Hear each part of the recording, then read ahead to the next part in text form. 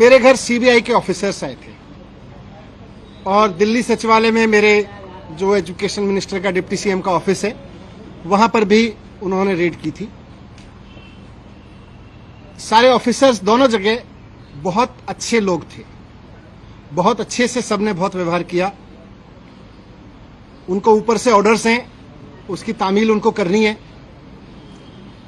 जो भी उनसे सही गलत कराया जा रहा है वो ऊपर के ऑर्डर से कराया जा रहा है, लेकिन मैं व्यक्तिगत रूप से खुद और अपने परिवार की तरफ से उन तमाम सीबीआई ऑफिसर्स का बहुत धन्यवाद करना चाहता हूं जिन्होंने कल बहुत अच्छे से मेरे परिवार के साथ व्यवहार करते हुए मेरे घर को सर्च किया और मुझे व्यक्तिगत रूप से उनसे मिलकर अच्छा लगा। सीबीआई कोई अपने घर पे नहीं चाहता है, लेकिन अच्छे लोग थे, अच्छा लगा। जिस एक्साइज पॉलिसी के बारे में ये सारा विवाद खड़ा किया जा रहा है, मैं उसके बारे में कहना चाहता हूं कि वो इस देश की सबसे बेस्ट एक्साइज पॉलिसी है और उस पॉलिसी को हम पूरी ट्रांसपेरेंसी और पूरी ईमानदारी से लागू कर रहे थे और बहुत ईमानदारी से वो पॉलिसी तैयार की गई। अगर दिल्ली के एलजी साहब ने 48 घंटे पहले उस पॉलिसी को फेल करने की साजिश के तहत अपना फैसला नहीं बदला होता तो आज दिल्ली सरकार को इस बेस्ट एक्साइज पॉलिसी से कम 10,000 करोड़ रुपए हर साल मिल रहे होते। ये लोग कह रहे हैं कि इस पॉलिसी में बहुत बड़ा घोटाला हो गया। कल मैं मनोज तिवारी जी का एक प्रेस कॉन्फ्रेंस देखा मैंने। मनोज तिवारी जी कह रहे थे कि 8,000 करोड़ का घोटाला हो गया है एक्साइज पॉलिसी में। मनीष सिसोदिया ने 8,000 करोड़ का घोटाला किया। फिर थोड़ी देर बाद बीजेपी के और एक नेता आए प्रेस कॉन्फ्रेंस करने या शायद किसी मीडिया में बात करने, वो बोले 1100 करोड़ का घोटाला मनीष सिसोदिया ने किया है।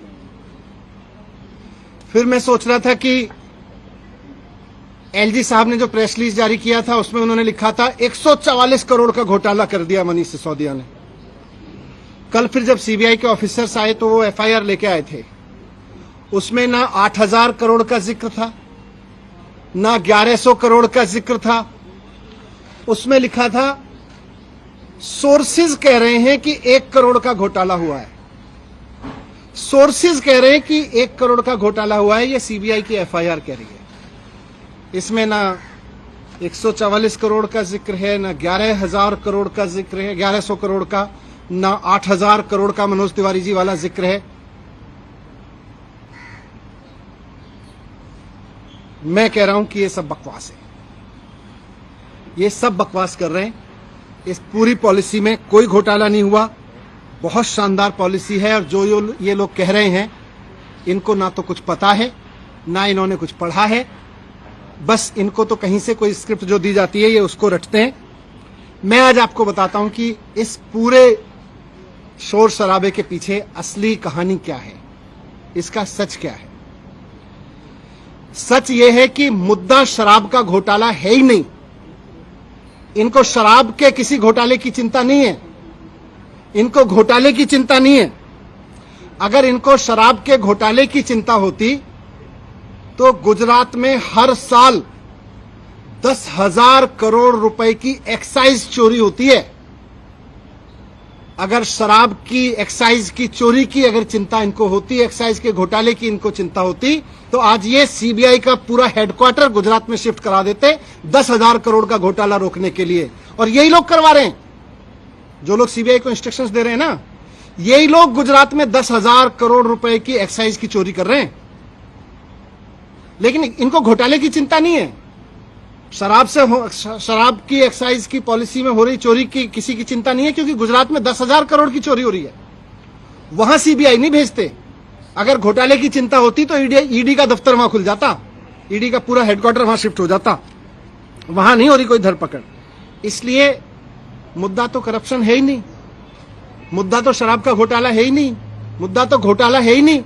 अगर मुद्दा घोटाला होता तो प्रधानमंत्री जी ने कुछ दिन पहले बुंदेलखंड एक्सप्रेसवे का उद्घाटन किया था। आप सबने देखा था, आप सबने दिखाया था, सारे मीडिया ने चलाया था और सारे मीडिया ने देश के बहुत शोर से बताया कि प्रधानमंत्री जी ने जिस हाईवे का एक्सप्रेसवे का उद्घाटन किया था 5 दिन के अंदर अंदर वो पूरी तरह से धंस गया।